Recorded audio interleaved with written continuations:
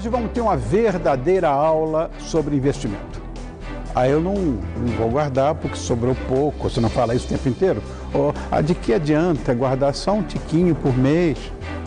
Tem muita gente que pensa assim, mas tem também um velho ditado que diz, de grão em grão, a galinha enche o papo. Será que a gente consegue de tostão em tostão chegar a 1 milhão? Quem vai responder é o consultor financeiro e escritor Gustavo Cerbasi. E aí, meu brother, como é que você está? Prazer em te ver. Tá bom, Gustavo? Obrigado. Meu prazer tê-lo aqui. Muito bom, obrigado. Fique em casa, Obrigado. Fique à vontade. Bom, olha, antes de a gente começar a nossa aula, nós vamos assistir um VT feito pela nossa produção, que saiu às ruas, para saber como as pessoas investem ou gastam tudo que ganham. Vamos ver. Eu normalmente faço aplicações bancárias, mantenho sempre uma reserva em dinheiro aplicado em banco. Eu sou aquela moderada, não arrisco muito em ações, eu gosto mais assim do CDB, que é uma coisa que a gente aplica, tem um pouco rendimento, mas não tem o risco da perda, né? Quando sobra, daí eu aplico, se for uma grana boa, aplico, senão põe na poupança mesmo. Os investimentos quase em bolsa eu nunca fiz, acompanho, tenho um certo receio, né? Mas geralmente é o tradicional poupança. Quem quer aplicar na bolsa, eu acho que eu recomendo que procure um broker que possa orientar. Depende do valor que você vai investir. Conforme o valor que você vai investir, se for uma coisa pequena, tem que ser uma coisa muito segura. E nessa coisa segura, nesse investimento seguro, nada melhor do que uma poupança hoje em dia. Eu sou mais conservador, eu sempre preferi aplicar minhas reservas em rendimentos que me deem liquidez imediata e com boa taxa de remuneração, ainda que, enfim, eu saiba que eu pudesse ter outros investimentos em que eu eventualmente pudesse ter uma rentabilidade maior, mas eu prefiro minha segurança. Eu confio na gerente da minha conta, ela já está comigo há bastante tempo. Aí às vezes eu falo, olha, eu tenho um dinheiro sobrando, ela falou, então vamos aplicar aqui. Trabalho faz tempo com o banco, tudo, então quando sobra eu dou na mão dela. Ela fala, não, vamos colocar na poupança, ou vamos colocar na aplicação e aí vai. No momento eu acho que o melhor a ser aplicado é o CDB, devido a taxas de administrações que os bancos aplicam, né, em outros fundos, na Previdência, e vai do momento. Bom, o tipo de investimento que eu faço é investindo na poupança, da minha própria agência, mesmo meu próprio banco. E tem esses produtos bancários, eu vejo qual é mais conveniente e, enfim, me dá uma taxa de remuneração melhor e aplico. A maneira mais interessante de investir é em fundos que você tem garantia de que vai receber aquele dinheiro novamente de volta, né? Olha, é interessante, sabe que uma coincidência, bem que não existe coincidência, né? Apareceu aí um dos meus mais queridos amigos, um dos meus mais íntimos amigos, que é o Sérgio Denadai, apareceu dando o depoimento dele. A gente deve acreditar no que ele falou, Gustavo, Sim. Porque é um dos homens mais bem-sucedidos da América Latina. E o cara é forte, poderoso e bonitão. Meu querido amigo, que coincidência, rapaz. Enfim, na rua. Pois é, ele está falando de investimento. Eu queria que você dissesse, primeiro para a gente, Gustavo, o que você considera, ou o que é considerado investimento? Olha, Rony, você viu que tanto o seu amigo Sérgio quanto os demais entrevistados, eles se mostraram bastante propensos a investir e recomendar renda fixa, né? Por quê? Porque no Brasil de hoje, os juros da renda fixa ainda pagam bem, pagam muito acima do restante do mundo. Só que investimento não é renda fixa. A renda fixa é um instrumento para nos proteger da inflação. Por acaso, na atual conjuntura brasileira, diante de um certo desequilíbrio, uma certa preocupação com o futuro, o governo brasileiro está sendo muito generoso e fazendo da renda fixa um investimento, um grande presente para os brasileiros. Investimento é multiplicar dinheiro. Investimento é comprar barato e vender caro. Quando você compra conscientemente um imóvel, sabendo que ele vai se valorizar, porque pesquisou o mercado, falou com corretores, visitou incorporadoras, entendeu como que está evoluindo o metro quadrado em diferentes regiões da sua cidade, você está investindo. Pode ser que sua escolha dê errado, porque muda um fator, uma conjuntura, investimentos envolve uma certa probabilidade. Mas quem se envolve com o mercado, não importa se é imóveis, não importa se é ações, não importa se é o tradicional fazer rolo, comprar barato, vender caro, não importa se eu comprei num leilão, se eu comprei de um amigo, se eu comprei nos classificados.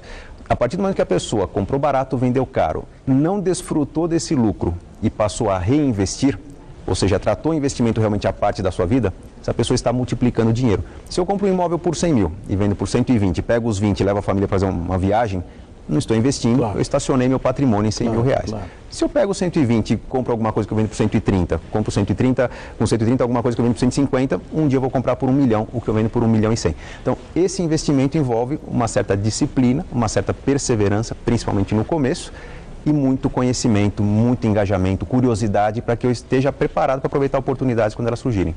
Seria esse o primeiro passo do investidor? Olha, o investidor primeiro tem que escolher o mercado.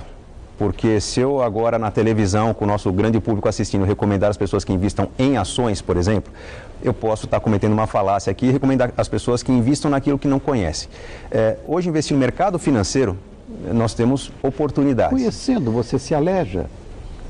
Mesmo conhecendo, nós estamos muito propensos ao risco. Mas lógico, exatamente. Você arrebenta todo, isso exatamente. É um mercado mercurial. Exato. Você não sabe o que vai acontecer. Todos os assessores econômicos, todos os grandes economistas, disseram que a Bolsa ia fechar a 83 mil pontos. Sim, era um Você deve saber disso. Está aí. Consenso do mercado. Nós estamos em setembro, está a 55. Não, estão torcendo agora para chegar a 60 até o fim do ano. Você vê, imagina o que o tio Rony tomou de cacetada nessas brincadeiras aí. E tanta gente também. Com toda a experiência que tem, pois né, é, a gente não pode desprezar. Gosta disso. Mas é importante entender que o investimento requer também do investidor, de quem esteja operando essa modalidade, consciência do limite que pode assumir em termos de risco. Exatamente. Então, não se coloca todo o dinheiro num imóvel, numa empresa, num conjunto de ações. O bom investimento ele é balanceado. Eu tenho que ter sempre a renda fixa, aquilo que os entrevistados recomendaram na rua.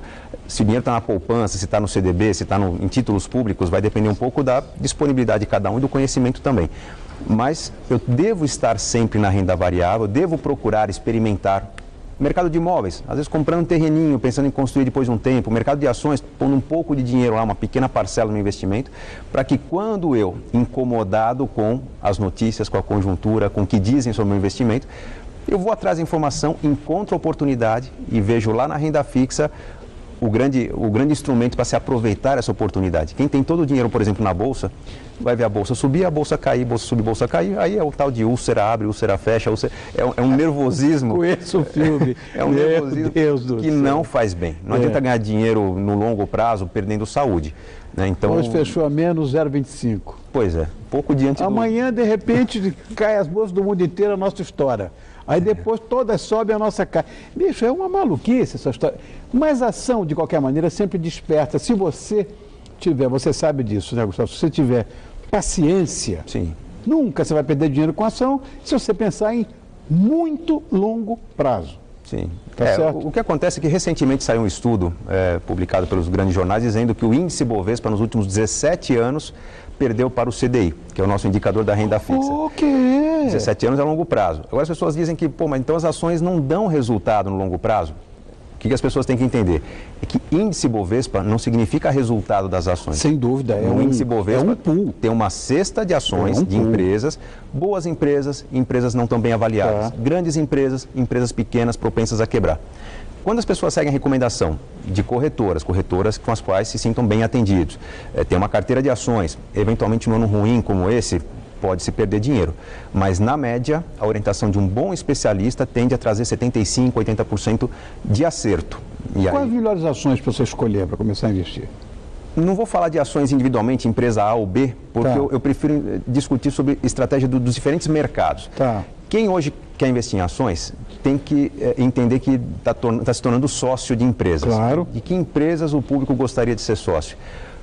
A economia do momento hoje é o Brasil, né? A relação Brasil com China, com Índia, são os países que estão saudáveis, países com propensão a crescer. Então, empresas que tendam a lucrar com o desenvolvimento de Brasil, China, Índia, Rússia também, chamados BRICS, né? O bloco dos países que mais tendem a crescer nos próximos anos. Brasil, Rússia e China. Exatamente. São pessoas que vão estar investindo em empresas saudáveis, empresas boas. Então, consumo interno, empresas relacionadas a combustíveis, por exemplo, quem comprou ações da Petrobras no ano passado está frustrado. Nós sabemos que a médio e longo prazo nós temos aí uma propensão de ter boa descoberta de petróleo. Bancos siderúrgicos. Bancos brasileiros têm um crescimento extremamente sustentável, consistente nos últimos 40, 50 anos. Ótimo negócio no atual momento. Siderúrgica já é um setor que gera dúvidas porque apanha muito no mercado internacional. Mineradora. Exatamente. Mineratura é a mesma coisa. Mas vamos falar do varejo interno. Redes de supermercados, companhias aéreas, empresas de varejo mesmo, de negócio na internet, são empresas que têm uma boa previsibilidade em termos de resultado. Aí cabe a análise mais profunda, mais detalhada do especialista das corretoras. Claro, é importante a liquidez também. Às vezes tem um papel maravilhoso e não conseguir vender. Então, liquidez é um aspecto importante porque quem quer ganhar dinheiro com a oportunidade das ações não pode desprezar sua necessidade que a incerteza, o imprevisto, o infortúnio traz. Claro. Todos nós temos imprevisto na vida. Eu, você, quem nos assiste. Sem dúvida. Estar preparado para o imprevisto, que pode ser um desemprego para alguns, um problema de saúde, um pequeno acidente de carro, uma coisa boa. As pessoas antigamente achavam uma honra ser chamadas para ser padrinho de casamento. Hoje é um abacaxi, tem que comprar um presente bacana, a pessoa não está preparada e tal.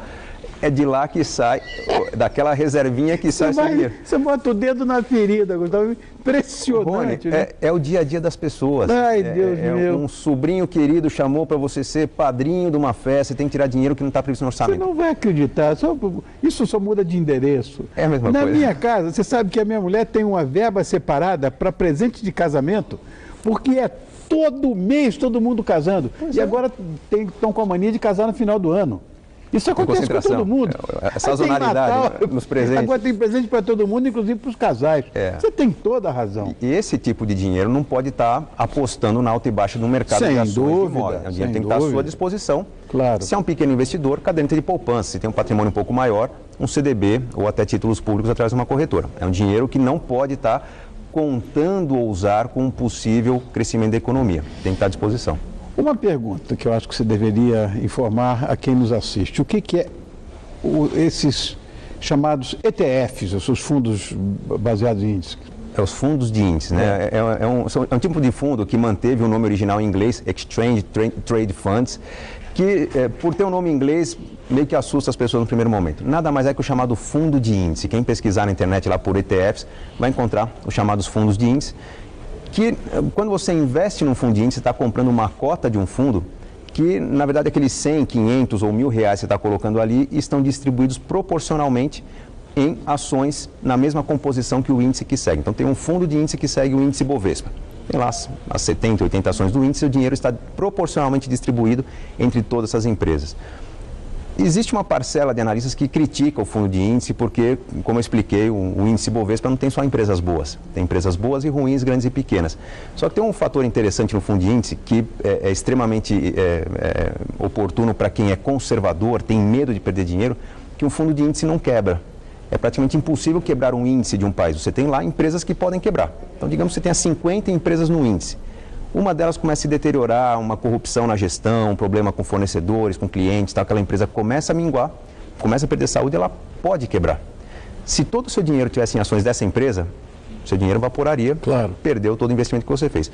Se você tem 50 empresas ali, uma daquelas empresas está apodrecendo, a 51ª do ranking ali assume o lugar e daqui a 30, 40 anos, se tiver no mesmo fundo de índice, você terá as 50 empresas mais negociadas no mercado, mesmo que sejam todas diferentes da época que você fez o primeiro investimento. É uma forma de preservar o capital e não concentrar o risco numa empresa que pode quebrar. Qualquer empresa pode quebrar. São geridas por seres humanos. Lógico. Agora, não só as exchanges trade funds são importantes, mas as outras fundos quaisquer, tem um monte delas, bancos mesmo, corretoras, tem fundos em que os analistas escolhem um monte de empresas inquebráveis, eventualmente, e você investe nesses fundos também. Tem vários, mais agressivos, menos. Explica essa história aí. Olha, é muito interessante que quem deseja investir em fundo, a pior coisa a fazer é comparar o desempenho do fundo nos últimos meses com outras modalidades. Você pega uma semana, um mês bom da Bolsa... isso é uma bobagem, é verdade. Sempre tem aquela ressalva dizendo que resultados passados não são garantia de resultados futuros.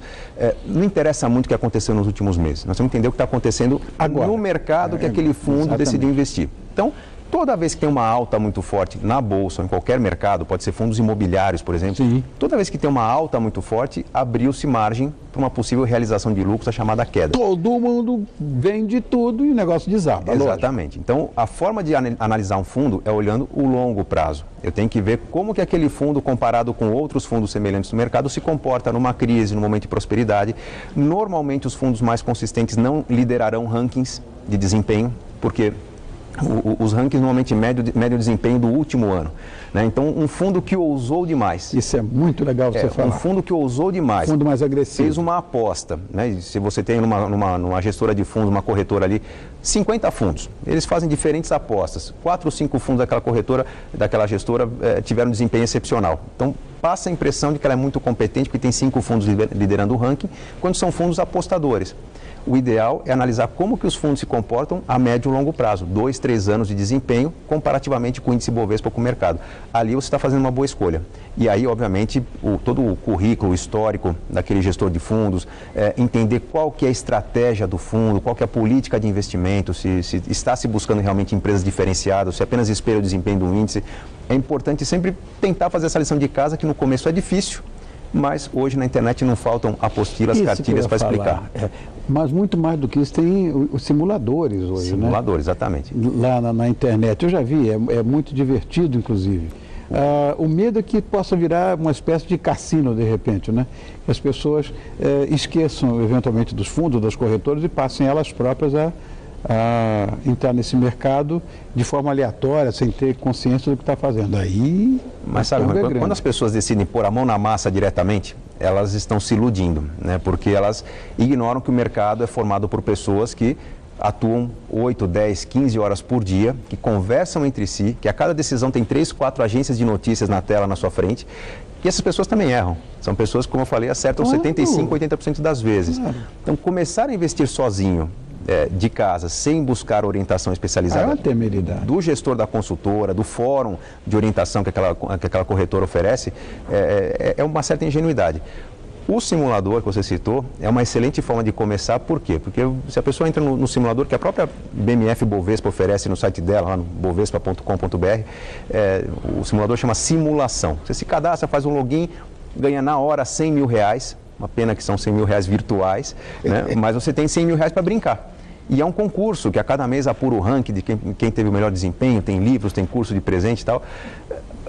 A pessoa que faz suas apostas, depois de um tempo começa a perceber que apostas nos induzem a erro, que nós somos passíveis de erro. Claro. E com o tempo, 4, 5, 6 meses de atividade, a pessoa começa a se tornar um pouco mais conservadora nas escolhas das ações e começa a fazer investimentos mais selecionados. É aí que ela se sente confiante para começar a colocar um pouquinho do seu dinheiro, não 100 mil de uma vez para quem está começando, mas começa com R$1.000, com 2 mil, com 3 mil, vai acertando e provavelmente fazendo boas escolhas. O problema é que as pessoas são imediatistas, elas querem resultado a curto prazo. Isso é um pouco mais difícil, não sei o que você tem a dizer a respeito. Nós estamos mal acostumados porque o Brasil era uma economia de curto prazo, né, Rui?